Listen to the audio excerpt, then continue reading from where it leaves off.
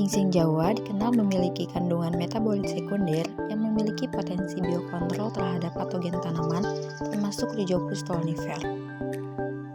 Pada penelitian ini, metabolit sekunder diproduksi dari tanaman dan endofitnya. Langkah pertama yang dilakukan adalah sterilisasi alat dan bahan yang akan digunakan dalam produksi metabolit sekunder.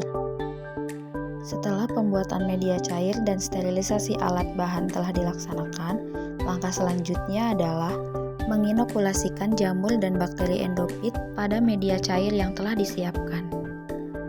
Hasil inokulasi jamur endofit kemudian diinkubasi selama 14 hari pada suhu 27 derajat Celcius dengan kecepatan sekel 170 rpm agar didapatkan suspensi mikroba endofit.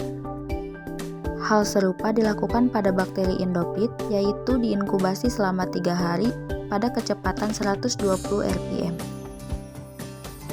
Setelah melewati masa inkubasi 14 hari untuk jamur dan 3 hari untuk bakteri endofit, suspensi yang dihasilkan tersebut kemudian dipisahkan menggunakan centrifuge dengan kecepatan 3000 rpm selama 30 menit, sehingga komponen suspensi terpisah berdasarkan massa jenis atau densitasnya, dan menghasilkan supernatan pada setiap isolat. Selanjutnya, supernatan yang diperoleh kemudian disaring untuk memisahkan miselia dan filtratnya. Lalu, supernatan yang diperoleh selanjutnya diekstraksi dengan metode maserasi menggunakan pelarut organik etil asetat.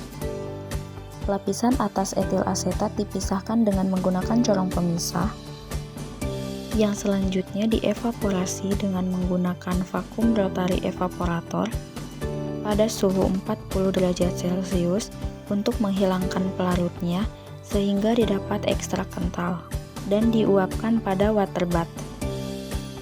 Tahap selanjutnya yaitu pembuatan suspensi jamur Rhizopus stolonifer dilakukan untuk uji kemampuan daya hambat ekstrak endofit terhadap patogen.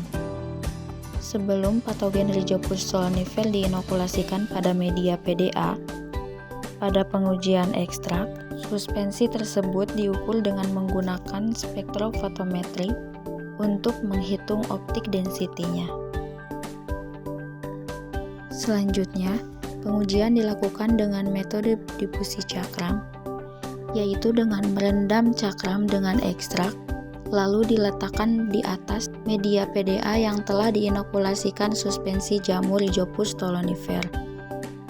Kemudian, zona hambat diamati 1 hari setelah inkubasi.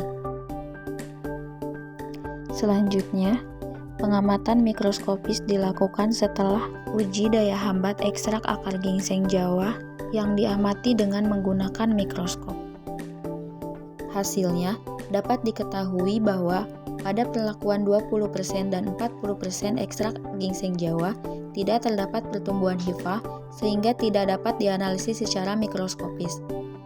Hal tersebut dikarenakan rusaknya dinding sel Rhizopus stolonifer sehingga menjadi tipis dan mengakibatkan pembentukan hifa menjadi terganggu. Pengamatan mikroskopis Rhizopus stolonifer pada perlakuan tanpa pemberian ekstrak ginseng Jawa menunjukkan spora dengan jumlah yang cukup banyak dan pertumbuhannya rapat. Sedangkan pada konsentrasi 5% ekstrak ginseng Jawa, jumlah sporanya tidak terlalu banyak serta pertumbuhannya tidak terlalu rapat. Pada perlakuan konsentrasi 10% ekstrak ginseng Jawa, menunjukkan bahwa bentuk miselium memanjang, sedikit mengalami kerusakan pada bagian sisi hifa, jumlah spora sedikit, serta menghasilkan percabangan. Selain itu, pengujian daya hambat ekstrak endofit berdasarkan hasil pengujian dapat disimpulkan bahwa semua ekstrak yang diuji memiliki kemampuan untuk menghambat pertumbuhan Rhizopus stolonifer. Dengan ekstrak FN1 menunjukkan aktivitas penghambatan yang paling tinggi. Hal ini menunjukkan potensi dari metabolit endofit sebagai agen biokontrol. Perlakuan kontrol tidak menghasilkan zona hambat, menegaskan bahwa efek penghambatan disebabkan oleh ekstrak.